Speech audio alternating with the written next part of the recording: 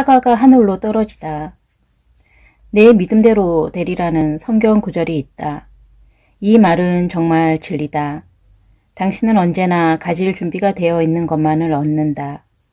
외부의 의도는 당신의 주문을 완벽하게 수행한다. 당신은 당신의 세계관의 틀과 이 세상에서의 당신의 위치에 대한 자신의 생각에 따라 현재의 현실 속에 존재하고 있는 것이다. 이제 당신은 트랜서핑의 주요 원리들을 모두 익히 알므로 당신의 운명을 당신의 선택에 따라 운전해 갈 수 있다.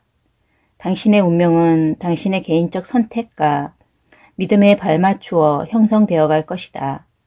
선택의 방법은 당신도 이미 알고 있다. 이제 다음 질문에 대답하는 일만 남아있다. 이 모든 것을 어떻게 믿을 수 있는가?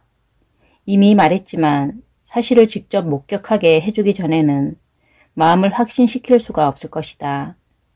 마음은 믿는 척 할 수 있다. 또 맹목적으로 강신할 수도 있지만 그것은 극도로 강력한 잉여 포텐셜에 근거한 거짓 믿음이다. 그것은 확신 자체에다 지나친 의미를 부여할 때 일어나는 현상이다. 마음이 광신에 빠지면 들리는 것도 보이는 것도 없다. 마음은 영혼뿐만 아니라 자기 자신까지도 상자 속에 몰아넣는다. 그래서 눈먼 믿음이라고 하는 것이다. 거짓 믿음의 돛은 결코 외부 의도의 바람을 받지 못한다. 거짓 믿음은 펜듈럼이 불만의 미궁 속에 파놓은 함정이다. 당신은 마침내 미로를 벗어났다고 생각하지만 사실 그것은 환영일 뿐이다. 당신은 영혼 깊은 곳에서 의심하고 있다. 단지 그 의심은 거짓 믿음의 벽에 에워싸여 고립되어 있을 뿐이다. 진정한 믿음과 거짓 믿음을 어떻게 구별할 수 있을까? 진정한 믿음은 더 이상 믿음이 아니다. 그것은 알미다. 열성으로든 힘으로든 자신을 설득하고 확인시켜야 한다면 그것은 거짓 믿음임을 의미한다. 알은 설득으로서 만들어지는 것이 아니라 사실에 의해 형성된다. 마음이 사실을 대면하면 당신은 그저 알게 된다. 거짓 믿음은 마음의 통계에 의해 유지된다. 마음은 미궁 속 환영의 방 안에 한치의 의심도 기어들어오지 못하도록 보초를 선다. 어떤 기대를 품고 있으면 마음은 그것밖에는 아무것도 두리러 하지 않는다. 자신을 설득하려고 애쓰지도 말고 믿으려고 애쓰지도 말라. 그러지 않으면 당신은 겉껍질만 진짜처럼 보이는 거짓 믿음을 얻게 될 위험이 있다. 당신이 새벽별의 속삭임을 듣기 시작하면 환영의 베일이 거칠 것이다. 마음의 통제를 놓아버리고 아무리 미세한 것이라도 영혼의 불편한 기분을 알아차리는 데다 그 힘을 발휘하라. 불편한 기분을 탐지했다면 더 이상 자신을 설득하거나 확인시키려고 하지 말라. 영혼과 마음이 일치를 이루면 자신을 설득할 필요가 없어진다. 확언으로서 자신을 괴롭히는 것은 부질없는 짓이다. 난 해낼 거야 하고 무수히 자신에게 타이른다고 해서 의심의 그림자가 사라지지는 않는다. 오히려 반대로 의심은 번져갈 수 있는 터전을 얻게 될 것이다. 그것을 설득하려고 애쓰면 영혼은 믿으려 들지 않을 것이다. 영혼은 논리도 이해하지 못하고 마음의 언어도 이해하지 못한다. 게다가 영혼은 어정쩡한 태도를 용납하지 않는다. 영혼에게 나는 목표를 이루게 될까? 하고 물으면 yes 아니면 no로 대답하지 결코 어쩌면이라든가 아마도 따위로 대답하지 않는다. 의심이 그림자라도 비친다면 대답은 no가 될 것이다.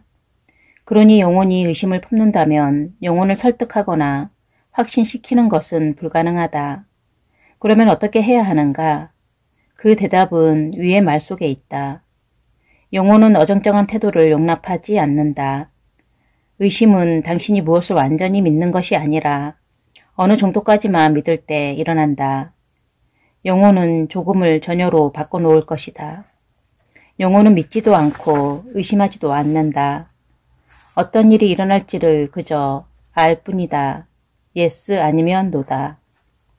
그러니 당신은 한 가지 근본적인 조치를 취해야 한다.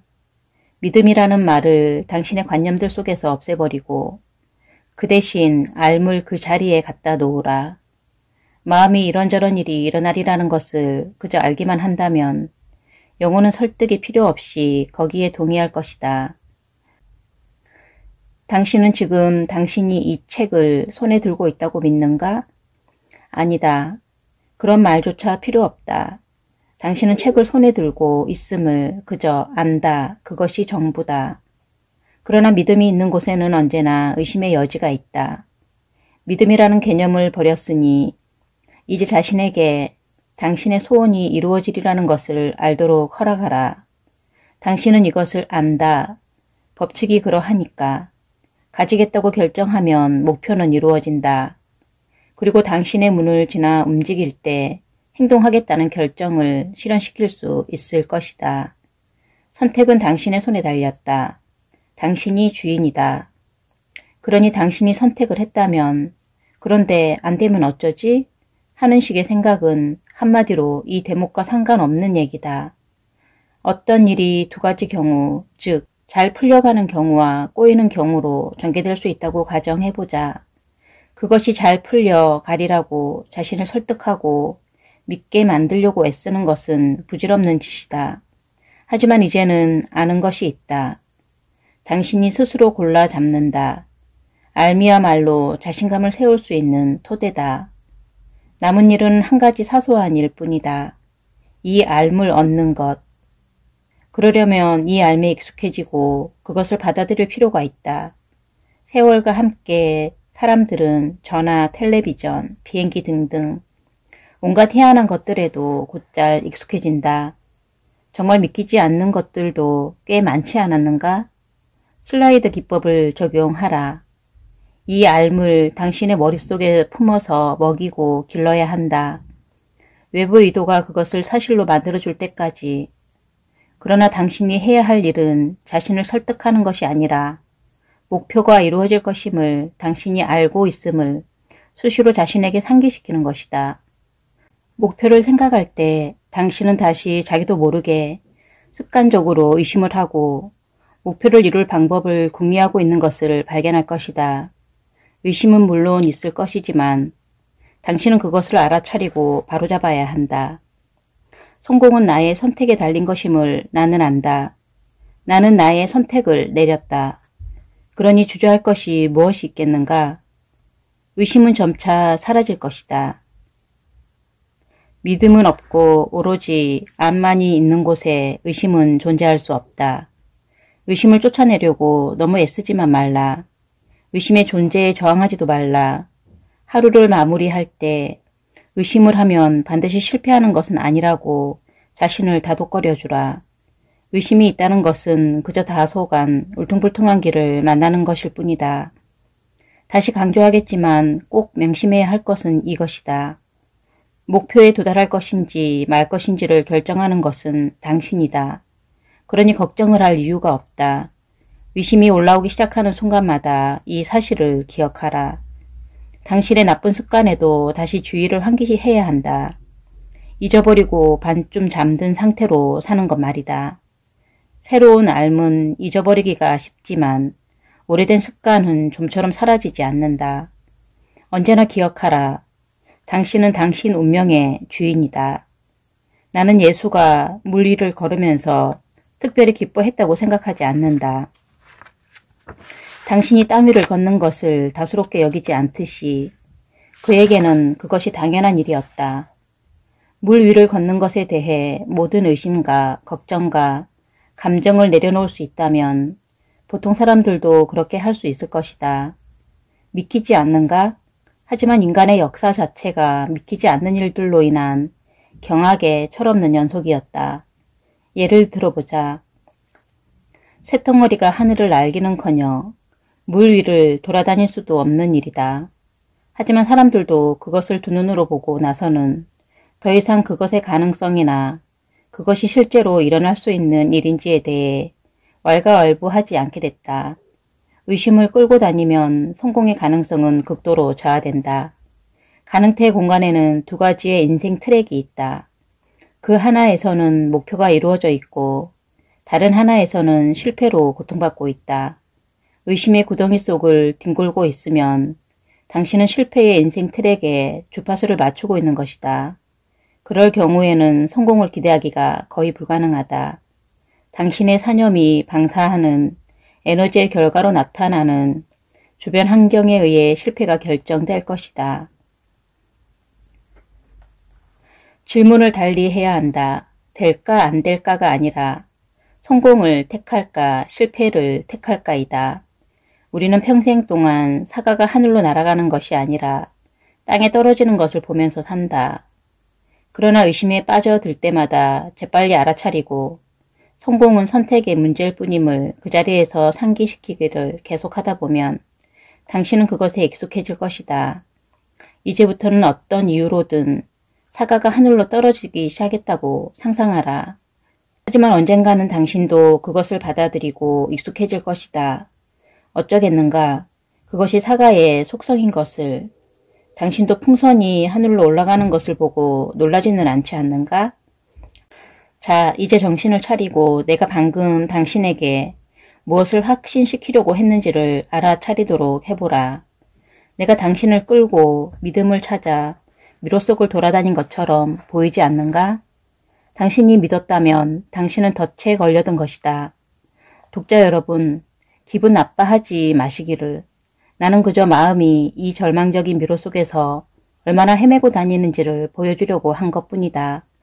당신의 헤매는 이 말로부터 시작됐다. 그러니 당신은 한 가지 근본적인 조치를 해야 한다.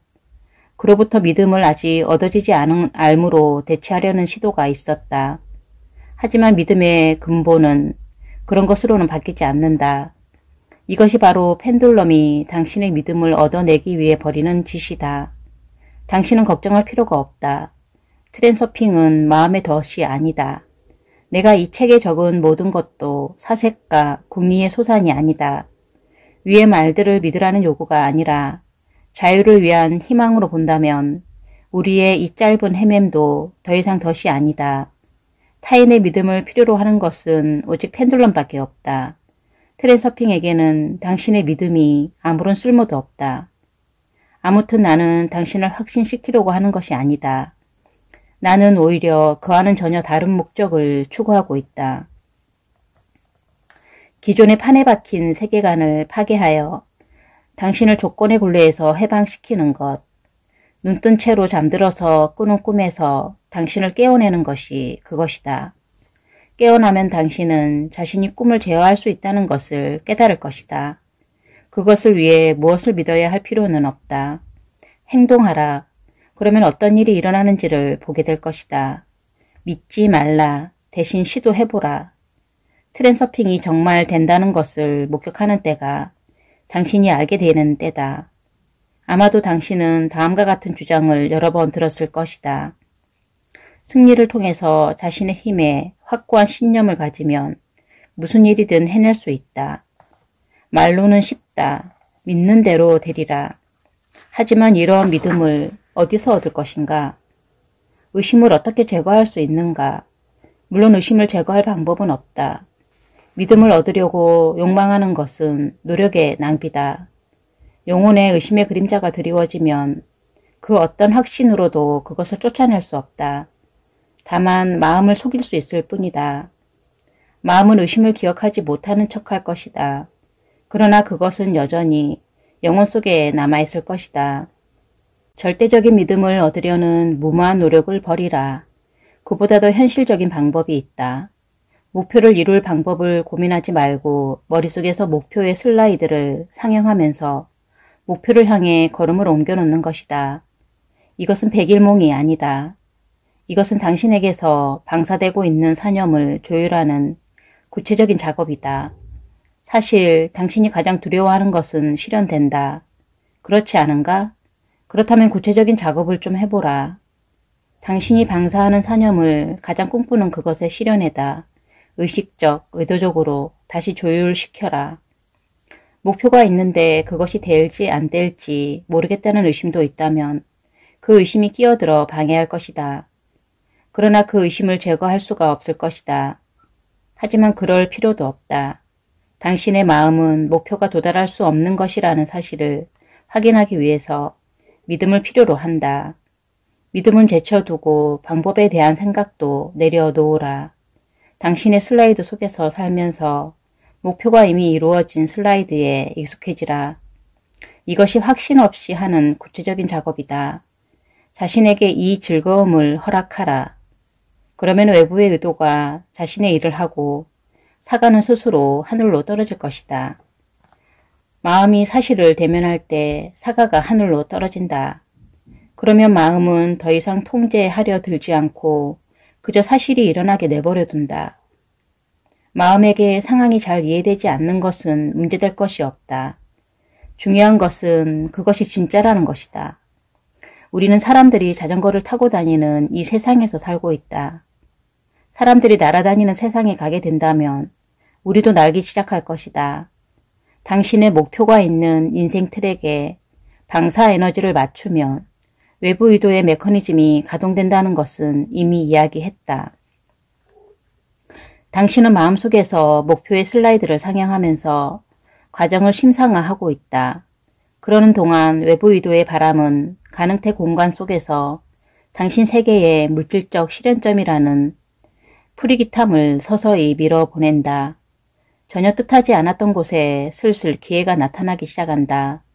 게다가 외부 의도는 당신을 목표에 가까이 데려다줄 행동들을 개시한다. 때로는 상황이 좀 이상하게 돌아가고 있는 것처럼 느껴질 때도 있을 것이다. 하지만 정확히 어떤 길이 당신의 목표로 이어져 있는지를 당신이 어떻게 알 수 있겠는가? 당신은 식당의 주방장에게 요리법을 가르치려 들지는 않을 것이다. 그렇지 않은가? 마음의 모든 것을 미리 계산할 능력이 없으며 당신의 목표가 어떻게 실현될 수 있을지도 알지 못한다는 사실을 늘 명심하라. 아무튼 그것은 평범한 방법으로는 되지 않는다. 그렇지 않은가? 그렇다면 당신은 왜 다시 고정관념 속으로 기어들어가려는가? 목표를 이룰 방법과 길에 대한 염려는 외부 의도에게 맡겨놓으라. 가능태의 흐름에 몸을 맡기라. 그러면 당신은 당신을 목표로 데려다줄 행동을 자기도 모르게 하고 있게 될 것이다. 이것이 외부 의도가 작용하는 방식이다. 당신이 지금 차가운 비를 맞으며 진창길을 걸어 싫어하는 직장으로 가고 있지만 영혼만은 잔치의 느낌이라면 이 모든 불편은 곧 사라질 것이다. 어떻게 될지는 당신이 목격할 것이다. 당신의 매개 변수는 더 이상 이런 환경을 끌어오기를 멈춰버릴 것이다. 지금도 나는 당신을 확신시키려고 애쓰고 있는 것이 아니다. 다만 당신에게 희망을 심어주고자 한다. 믿음의 미궁에는 빠져나갈 길이 없다. 그러나 그 미궁의 벽도 외부 의도가 사과가 하늘로 떨어지는 것을 당신 눈앞에 보여줄 때면 허물어지게 되리라는 그런 희망은 있어야 한다. 이런 희망조차 없다면 트랜서핑을 실천하는 것은 불가능하고 당신도 그것을 거들떠보지 않았을 것이다. 그러나 희망을 발견하면 마음이 발판을 얻고 영혼은 생기를 되찾을 것이다. 고통스러운 불행이나 힘든 일에 부딪히면 사람들은 펜듈럼의 에너지를 뺏기고 불안해하고 우울해하다가 지쳐 쓰러진다. 인간은 싸울 태세가 되어 있거나 그렇지 않으면 시리에 빠져 있다. 이 두 가지가 다 비정상적인 상태여서 스트레스와 우울증을 가져온다. 마음에 평안이 없고 기댈 곳도 없고 자신감도 무너져 내려앉는다. 사람들은 기댈 곳을 찾아 담배와 술을 마약과 그 밖의 수단에 의존한다. 그러나 그 결과 그들은 새로운 펜듈럼에 완전히 의존하게 된다. 의식을 깨워서 그 문제의 상황이 어떻게 발생하게 되었는지를 깨닫기만 하면 자신의 내면에서 언제나 기댈 곳을 찾을 수 있다. 문제는 펜듈럼에 의해 만들어졌다. 거기에는 그리 끔찍하달 것이 없다. 위험은 문제 그 자체에서 오는 것이 아니라 그것에 대한 당신의 태도에서 온다. 그 문제를 중요하게 받아들인다면 당신은 자신의 에너지를 펜듈럼에게 갖다 바치고 있는 것이다. 모든 문제 상황에서 펜듈럼은 당신이 최선을 다해서 맞서 싸우거나 아니면 완전히 시리에 빠지기를 바란다. 당신은 전자도 후자도 할 수 없다. 하지만 아직도 기댈 데는 없고 자신감은 잃어버렸다. 어떻게 해야 할까? 펜듈럼이 당신을 어떻게 복속시켜 에너지를 빨아내려 드는지를 당신이 이해하고 있다는 것을 깨달을 때 당신은 기댈 곳을 발견할 것이다. 그런 단순한 지식이 무슨 도움이 되고 어떻게 용기를 북돋아준다는 것인지 의아한가? 그것만으로 너무나 충분하다. 희망. 그것은 또한 모든 것을 잃은 것은 아니며 빠져나갈 길이 있다는 것을 아는 것이다. 문제 상황 배후의 메커니즘을 이해하는 것은 희망만큼이나 중요하다. 당신은 더 이상 꼭두각시 인형도 종이배도 아니다. 이제 당신은 무슨 일이 일어나고 있는지를 알고 있고 회심의 미소를 지으며 이렇게 말할 수 있다. 안 돼, 펜듈럼. 더 이상 나의 에너지를 주지 않을 거야. 난 내가 무엇을 원하는지, 나를 어떻게 낚아채려고 하는지를 너무나 잘 알고 있지. 그건 안 통할 거야. 문제의 중요성을 나에게 강요할 수 없을 거야. 나는 선택할 권리를 가지고 있고 너로부터 자유롭기를 선택했으니까. 모든 사람은 살면서 뒤늦게 후회할 것이 뻔한 실수를 무수히 저지른다. 당신은 이미 이전의 목표로부터 너무 멀리 가버렸다고 생각할 수도 있다. 그러나 모든 것을 완전히 잃어버린 것은 아니다. 트랜서핑이 상황을 바로잡도록 도와줄 것이다. 이전의 목표가 물 건너 가버렸다고 하더라도 새로운 목표를 찾을 수 있다. 당신의 나이가 몇이든 간에 당신의 목표는 하나만 있는 것이 아니며 기회는 생기게 마련이니 그것을 활용해야 한다. 당신이 저지른 실수는 당신의 훌륭한 자산이다. 이런 태도를 가지고 있으면 눈부신 성공이 기다린다. 성공을 이룬 모든 사람들은 실패의 깊은 숲을 거쳐왔다. 실패는 성공의 어머니라는 말이 괜히 있는 것이 아니다. 성공한 모든 뛰어난 사람들도 온갖 어려움을 다 겪어야 했다. 그러니 당신이 큰 실수를 저질러 실패를 맛봤다면 기뻐하라. 성공을 향해 가고 있는 것이니까. 그러나 자신을 꾸짖고 팔자를 한탄하기 시작한다면 실패는 자꾸만 겹쳐서 찾아들 것이다. 당신이 보기에는 불필요한 모든 경험들이 당신의 목표의 인생 트랙 위에서는 낱낱이 쓰일 때를 가지고 있다. 새로운 희망이 떠오르면 무관심과 무감각이 사라진다. 동물이건 인간이건 사막을 헤매다 기진에 있더라도 저 멀리 오아시스를 보는 순간 피로를 잊어버린다. 바로 옆에 창문이 열려 있는데 유리에 자꾸만 몸을 부딪는 파리를 상상해보라. 파리는 목표가 보이면 그것을 향해 곧장 날아가야 한다고 생각해왔다. 파리는 목표를 보고 유리에 무수히 몸을 부딪지만 아무런 일도 일어나지 않는다. 목표에 이르는 이치를 모르고 선택의 권리를 잃어버리고 가지고 있는 것에 만족하도록 강요받으면 똑같은 일이 당신에게도 일어난다. 하지만 이제 당신은 그것이 보이지는 않지만 닫혀있는 유리창이라는 것을 알므로 속에서 희망이 솟아오른다. 그리고 희망이 있는 곳에는 의도 에너지가 풀려나온다. 행동을 개시하기 위해서는 희망이 필요하다. 행동을 시작하라. 그러면 사과가 하늘로 떨어지는 것을 보게 될 것이다. 희망이 제 역할을 다하면 당신은 선택의 자유를 깨닫게 될 것이다. 그때 당신은 자신에게 이렇게 말할 것이다. 나는 원하지도 않고 희망하지도 않는다. 다만 의도한다.